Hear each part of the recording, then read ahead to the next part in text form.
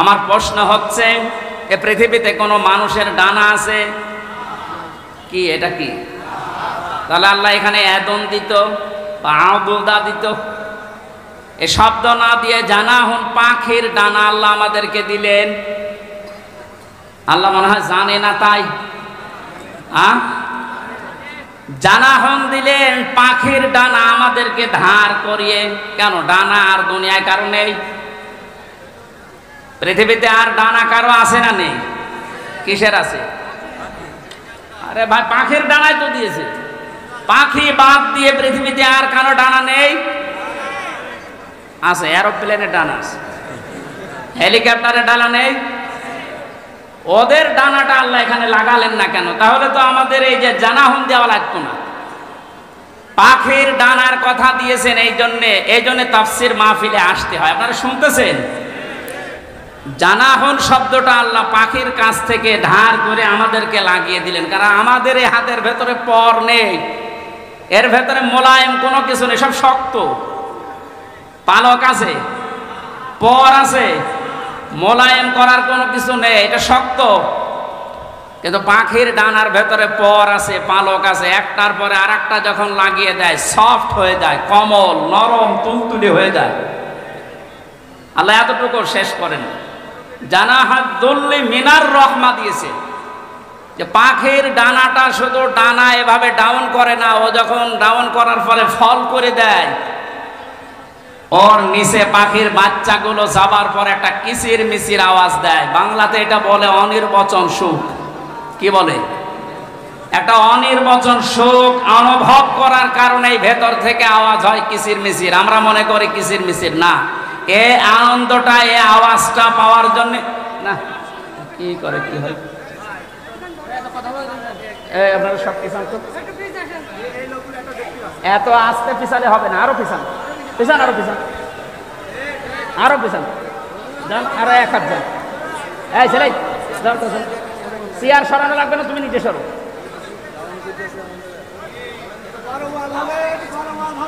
কথা বোঝার কোনো ইনে তাফসীরুল কোরআন মাহফিলে আমি আর কি করছি? কথা বোঝার চেষ্টা করেন ভাই।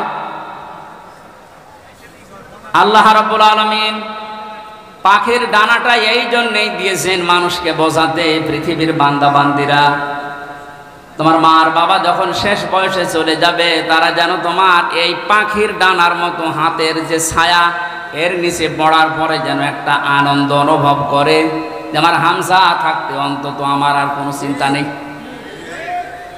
মহেশপুরবাসী কত আলেম এখানে বসে আছে, হাজারো মানুষ আমরা, বলেন তো আমাদের মার বাবা এখন শেষ বয়সে এসে এইটা বলার মতো স্কোপ পাচ্ছে না? পাচ্ছে না।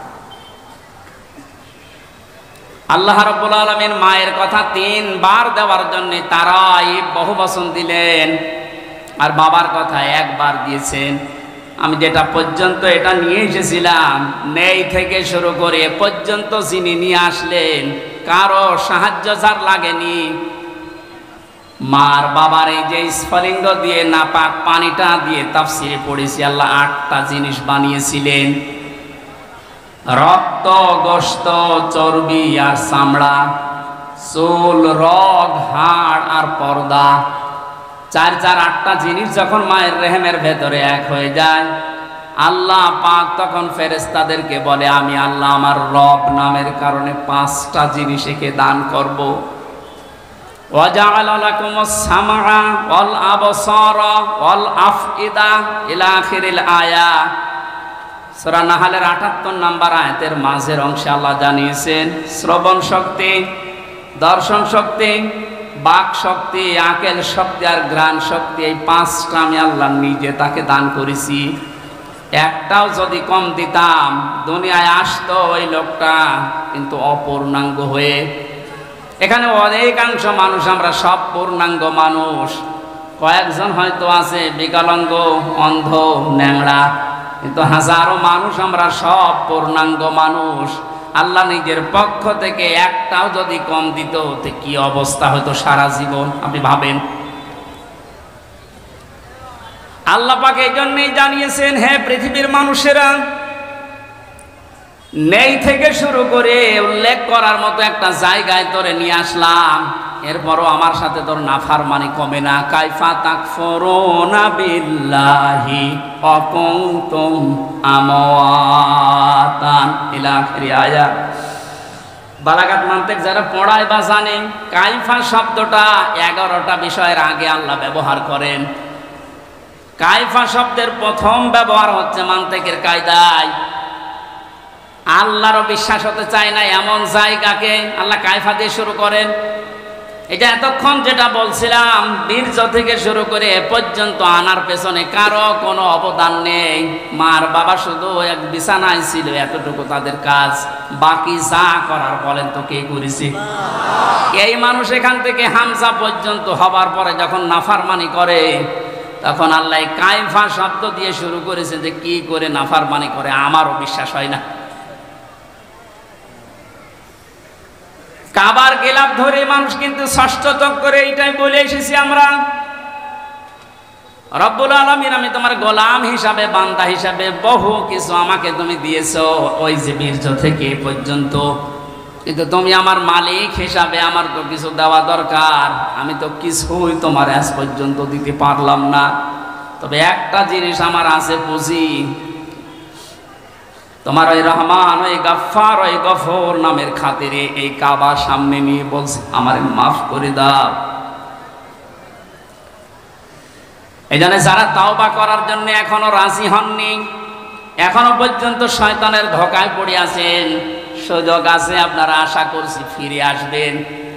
আল্লাহ রাব্বুল আলামিন এই যে রাত 12টার পরে তাহাজ্জুদের সময়ে প্রথম আসমানে এসে আপনাদের মতো আমাদের মতো মানুষকে ডাক দিয়ে বলবা, আসো ক্ষমা চাও, ভুল করে ফেলেছো, ক্ষমা চাও।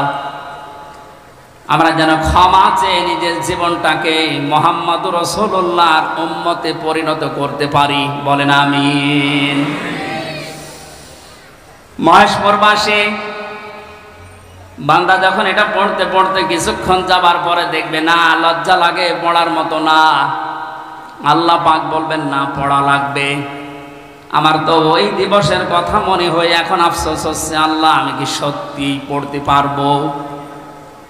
আমার এই 24 সালের এটা আগস্ট মাস, যদি আল্লাহ বলে প্রথম তারিখ পর্যন্ত তোরে মাফ করে দিলাম, সা তোর কোনো হিসাব নেই, শুধুমাত্র এই যে 17 তারিখ আজকে, এই 17 দিনের হিসাব দিয়ে জান্নাতে চলে যা। যত মানুষ এখানে আপনারা আছেন, বুকে হাত দিয়ে বলেন তো 17 দিনের হিসাব এখনো জোগাড় করা সম্ভব হয়নি। অথচ যে হাদিস পড়েছিলাম, নবীজি বলেন মা তাজালু কদামা বানি আদম আবদি ইয়াউমাল কিয়ামাতি হাত্তা ইসালান 50। কিয়ামতের এই কঠিন ময়দানে প্রতিটি মানুষকে আল্লাহ তার নিজের সামনে দাঁড় করাবেন। প্রত্যেককেই 5টা করে প্রশ্নের উত্তর জিজ্ঞাসা করবে। 5টা প্রশ্নের সঠিক জবাব দেওয়া ছাড়া কেউ সামনেও যেতে পারবে না, পেছনেও যেতে পারবে না, জায়গায় দাঁড়িয়ে থাকবে। শুধু মাইক ফাটিয়ে টেবিল ফাটিয়ে ফেলেন না, নিজের সাথে মেলান তো। জালেমদের কথা তো বাদই দিলাম, আমরা যারা মজলুম আছি তারা নিজেদের দিকে এই 5টা বিষয় একটু মিলাই। গোসামিল দিয়ে উত্তর দিলে হবে না, নকল করে গোপালগঞ্জের মতো পাশ করে চাকরি পেলে হচ্ছে না। আমরা A+ পাওয়ার পরও আমাদেরকে দেয় না, আর ওরা 2.5 পেয়ে চাকরি পেয়ে যাচ্ছে। কত দুর্নীতি হয়েছে আপনি টের পাচ্ছেন। বাস্তবতায় মিলিয়েছেন আপনি একবারও?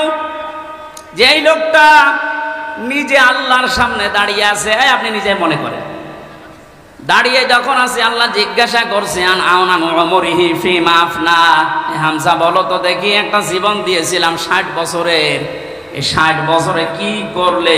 জবাব সঠিকটা দাও। 2 নম্বরের বিষয় আল্লাহ দিয়েছেন যুবকদের বিষয়, এবং শাবাবিহি ফিমা আবলা, একটা যৌবনকাল দিয়েছিলাম 15 থেকে শুরু করে 45 বছর, এই যে বিশাল একটা যৌবনকাল, এটা কোন কোন কাজে লাগিয়েছে বলো?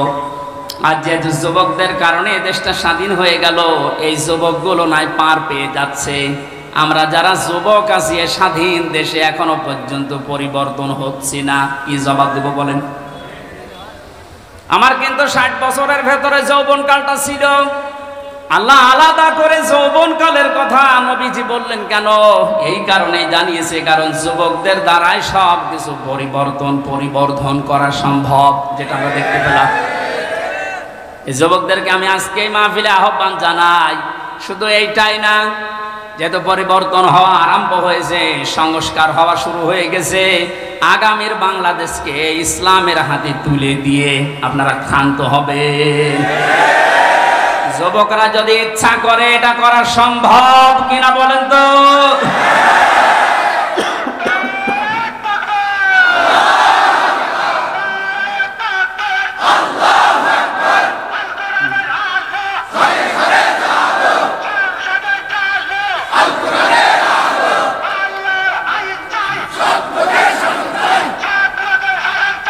আল্লাহর আইন চাই।